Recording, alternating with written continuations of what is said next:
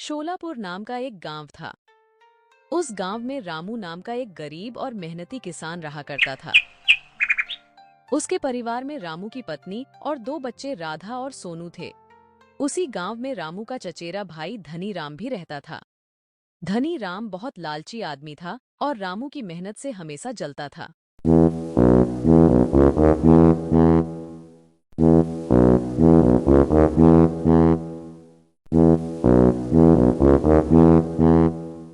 जब देखो तब काम ही करता रहता है, ये कभी थकता क्यों नहीं है। एक शाम राधा और सोनू जंगल से लकड़ियां लेके आ ही रहे होते हैं कि भैया, वो देखो कितना अजीब और डरावना पेड़ है वो। अरे हाँ, इसमें तो दरवाजा भी बना हुआ है। चलो उसके पास जाके देखते हैं। इतना कह के दोनों डरते डरते उस पेड़ के पास पहुंचते हैं और सोनू उस दरवाजे को खोलने के लिए हाथ आगे बढ़ाता है। भैया रुक जाओ, कहीं इसे खोलने से हम किसी मुसीबत में फंस गए तो।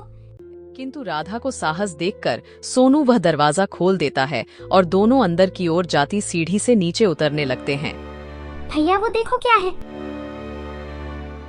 दोनों आगे बढ़ते हैं और देखते हैं कि वहाँ एक काफी पुराना बक्सा पड़ा था। राधा, मुझे तो लगता है कि हमें इस बक्से को खोलना चाहिए। दोनों आगे बढ़ते हैं और हिम्मत दिखाते हुए उस बक्से को खोलते हैं। बक्सा खोलते ही एक तेज रोशनी छा जाती है। यह देख दोनों बच्चे बहुत ही डर जाते हैं। उस रोशनी से एक नाग देवी प्रकट होती है और कहती हैं, मैं नाग देवी हूँ। तुम दोनों ने मुझे आजाद किया है। मैं तुम्हारी कोई भी एक इच्छा पूरी कर सकती हूँ। ये सुन के दोनों बच्चे सोच में पड़ जाते हैं। तभी राधा कुछ बोलती है।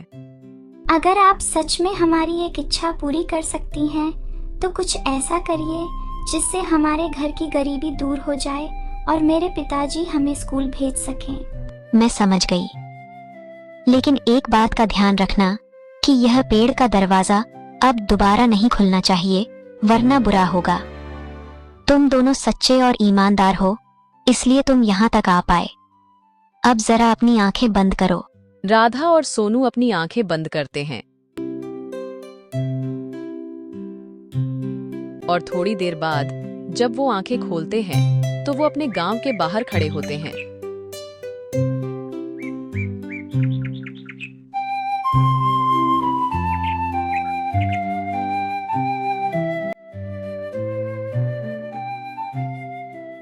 जब दोनों घर पहुंचते हैं तो देखते हैं कि एक विशाल आम का पेड़ उनके घर के बाहर होता है, जो पहले वहां नहीं था।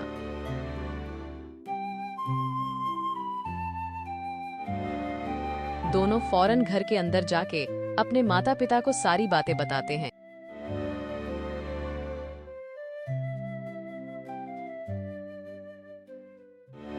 किंतु उनकी सारी बातें धनी राम छुप के सुन लेता है।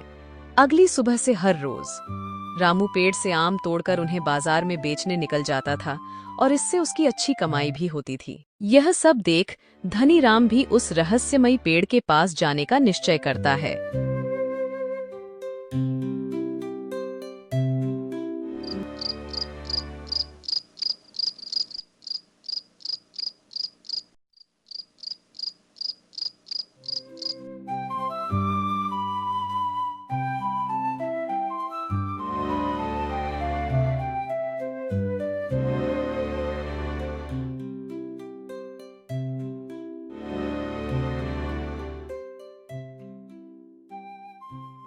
ये बच्चे तो पागल हैं। हाँ हाँ, जो आम का पेड़ मांग लिया होगा, मैं तो खूब ढेर सारा सोना मांगूंगा।